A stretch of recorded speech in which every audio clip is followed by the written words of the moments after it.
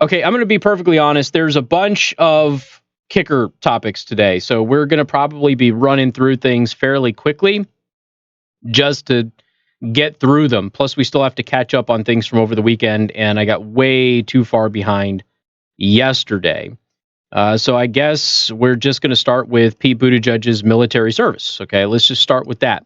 There's been some questions about his military service, and a lot of people that I know who deployed with him said that he was stationed in Kyrgyzstan, not Afghanistan. But again, they weren't with him the entire time, and I've always told you that there was always the possibility that he still conducted missions in Afghanistan or his deployment moved into Afghanistan. So this is thehill.com. Military documents obtained by The Hill provide a glimpse into Pete Buttigieg's time as a Navy intelligence officer in Afghanistan, a key portion of his biography that sets him apart from a pack of 2020 Democratic presidential contenders. The Hill reviewed Buttigieg's certificate of release from active duty and counseling report. The documents are highly redacted but reveal new details about Buttigieg's work to disrupt the flow of money among terrorist organizations as part of Operation Enduring Freedom, the war on terrorism launched by former President George W. Bush after 9/11.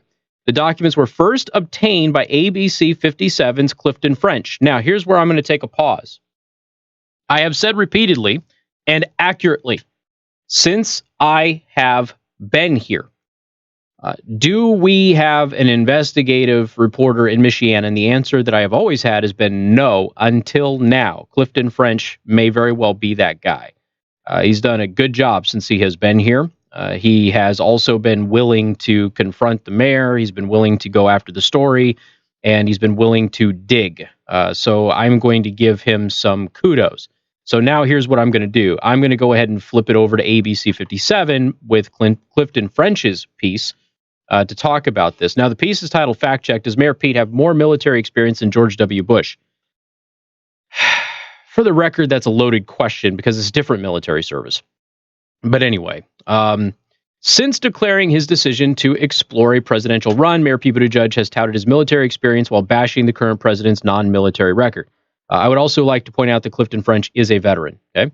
A commander-in-chief who himself pretended to be disabled in order to get out of serving when it was his turn, he said during an LGBTQ event. He's talking about Trump. Now, there is no evidence that Trump was lying about his reasons for getting out of the draft, okay? While making his rounds on national media, Buttigieg has claimed to have more military experience than any president since early 1990s. I have more military experience since anybody who arrived behind the desk since George H.W. Bush, Buttigieg said. Obviously, nobody is going to challenge H.W. Bush's military record. That would be stupid. We requested his military records from the Department of the Navy. Most of his records are redacted. However, important information on his DD-214, the main record of service, is not. While Buttigieg served for several years in the Navy Reserve, his DD-214 shows about 9 months of active duty service. 6 of those months were in Afghanistan.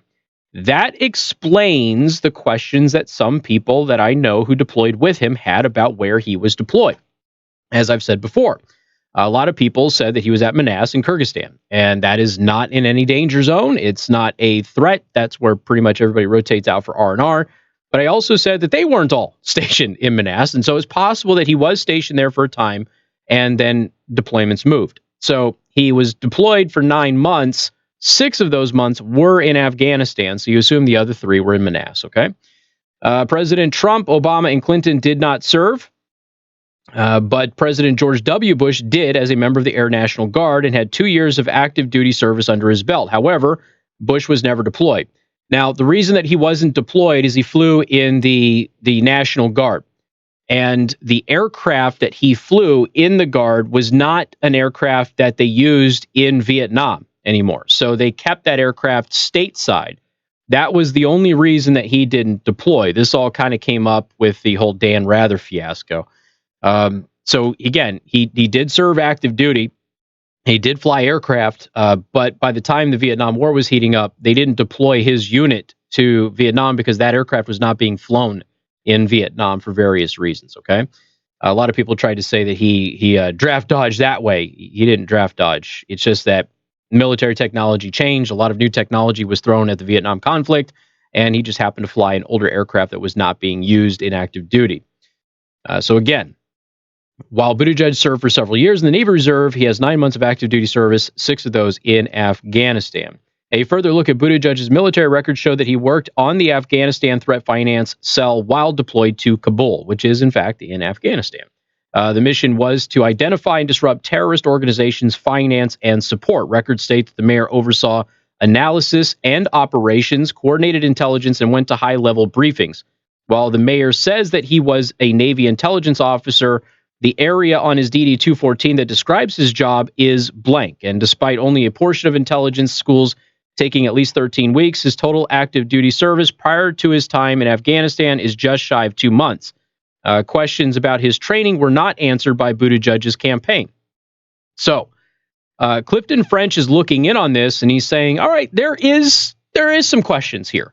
It appears that Buttigieg, for the most part, has been truthful. Okay, there were questions. And the reason that those questions came up, ladies and gentlemen, was simply that I knew people who deployed with him, and they were at Manassas, and he was at Manassas, and he was stationed at Manassas. And so there was some questions about whether or not he actually was in Afghanistan. There was never a question about whether he was working in support of operations in Afghanistan and enduring freedom. There was never any questions about that. There was simply questions about whether or not he was actually in country. We now have an answer to that, okay? And we have an answer to that with official military records and not just the words of individuals, okay? And this is important, but also, was he a naval intelligence officer? Yes-ish. He obviously worked with some naval intelligence, but there is some omissions in his record, which, by the way, because of the redactions and everything else, could be a part of that, all right? So it doesn't mean that he's hiding anything. It just means that there were some questions, and Clifton French has found some of those questions. He's answered a few, he's found a couple of more, and the Buttigieg campaign has not gotten back. Now, if they do, great. If they don't, that will lead to more speculation and more questions about his military service. But at this point in time, there doesn't appear to be any effort on Buttigieg to lie about his service. Embellish a little bit? Yeah, you're still finding a lot of that here. He did qualify for hazard pay because he was in Kabul, all right? But if you go back, you look at some of the ads going back to when he was running for the chair of the DNC and things like that, and the way that he has kind of puffed up his military record on Twitter over the years, he's walking back on a lot of that right now. Politico, remember they did that article on him. They basically painted him as a guy's PTSD from his experience in Afghanistan. None of it made any sense. He's never been in a firefight, okay? He's never been in a firefight. There's no evidence he's ever been shot at. Nothing. All right, he doesn't have any of the medals or ribbons or anything that would be associated with any of that. So his time in Afghanistan does not appear to have been in any way, shape, or form an actual threat directly to his safety. But obviously, he lived under the auspices of a real threat to his safety. It's just weird how he has kind of portrayed that, guarding vehicles outside of the wire and that sort of thing. And he may very well have gone outside of the wire, by the way, to trace down money. It's just strange, okay, how he's presented his military service. And it's very political. However, there's a couple more things on this whole thing.